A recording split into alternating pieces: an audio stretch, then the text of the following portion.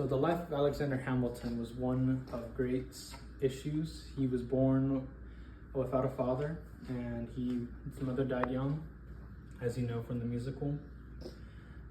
He sold his books just so he can go to the mainland and all that. But yeah, this is the biography narrative of Alexander Hamilton, one of the founding fathers and the person who basically founded the first bank, the person who was one of the put more trust in the financial structure of the government to lead for long-lasting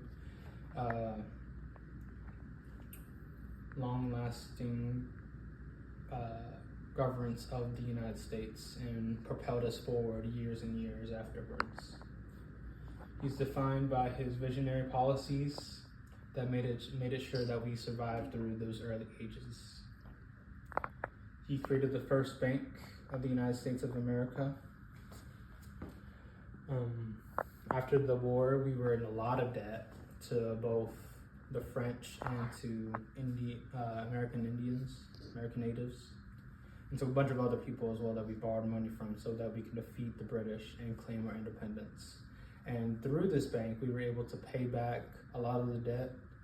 At first, it didn't go so well with the taxes. There was a revolution, but afterwards, he cleaned his act up and actually made a system that actually worked for everybody. That's something that we still mainly use today, and it's very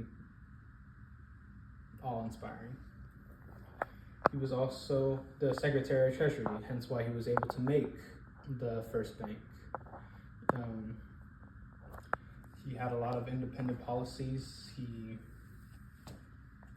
showed what it meant to be one of the founding fathers by just being there and putting a lot of trust into the government and a lot of trust into them. A lot of, even though they were flawed, even though they had issues, and we know about his issues with him cheating on his wife and him losing his son at a very young age, he was still strong enough to produce very good systems and provide a pathway for the American citizen to build.